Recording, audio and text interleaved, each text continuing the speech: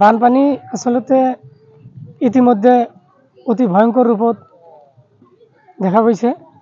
আমি প্ৰতি বছৰ এই বানপানী আমাৰ নামনি অসমৰ কেইটামান জিলা আছে, গৰাখহনীয়াই আমাক ইতিমধ্যে জুৰুলা কৰি পেলাইছে। আমি বহুত বাৰম্বাৰ অসম চৰকাৰ, কেন্দ্ৰীয় চৰকাৰৰ ওচৰত দাবী উত্থাপন কৰা হৈছিল যে আমাৰ যিটো বানপানী সমস্যা ৰাষ্ট্ৰীয় সমস্যা হিচাপে স্বীকৃতি কৰিব লাগে। আমি এইবুলিও আমাৰ আজি চাওক ইমানখিনি পানী হৈছে, যি বানপানী আজি প্ৰতিখন ঘৰে ঘৰে পানী সোমাইছে। আজি সৰু সৰু শিশু ল'ৰা ছোৱালীক লৈ আজি পশু গৰু জীৱ জন্তুসকল আমাৰ বিভিন্ন কেম্পত আছে, আশ্ৰয় লৈ আছে তেখেতে। গতিকে আমি চৰকাৰক অনুৰোধ জনাওঁ আপোনালোকৰ জৰিয়তে যাতে তেখেতে বিভাগীয় কৰ্তৃপক্ষক আমাৰ মাজত প্ৰেৰণ কৰি ইতিমধ্যে বিভাগীয় কৰ্তৃপক্ষে মানুহ পঠিয়াইছে। আমি সেইখিনিক আহ্বান জনাওঁ যে পৰ্যাপ্ত পৰিমাণে যাতে আমাৰ ৰাইজখিনিক সাহায্য দি চৰকাৰৰ ফালৰ পৰা আমাকে সন্তুষ্ট কৰে। আমাৰ জলেশ্বৰ অঞ্চলত পৰিয়াল ধৰক এতিয়াও কমেও 2000 পৰিয়াল জলেশ্বৰ যিটো অঞ্চল, আৰু আমাৰ মানে জলেশ্বৰ সমষ্টিক মানে যিজন সমষ্টিৰ জনসাধাৰণ আছে, আধা মানুহ এতিয়া আধাৰ বেছি মানুহ বানপানীৰ তলত আছে।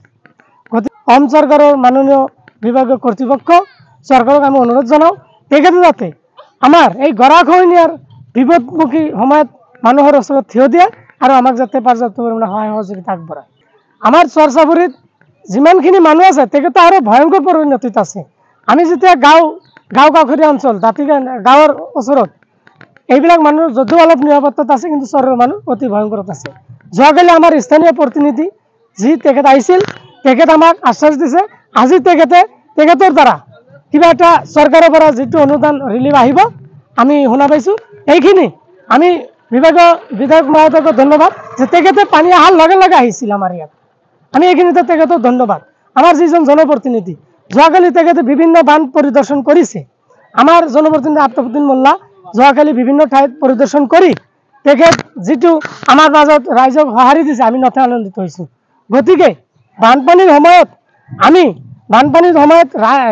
চৰকাৰলৈ সাহায্য মানে এইখিনি খোজোঁ, যেতিয়া গৰু ছাগলী যিবিলাক আছে পশু খাদ্য, গৰু ছাগলী ৰাখিবৰ কাৰণে পৰ্যাপ্ত পৰিমাণে তিৰপাল আৰু গৰু ছাগলী নিৰাপত্তা দিবৰ কাৰণে ডাক্তৰৰ যিখিনি মেডিচিন, আমি ডাক্তৰবিলাকক আমি অনুৰোধ জনাওঁ যে চৰকাৰে যাতে সিহঁতক প্ৰেৰণ কৰে, যিবিলাক পশু খাদ্য তেখেতৰ লগত সুচিকিৎসা।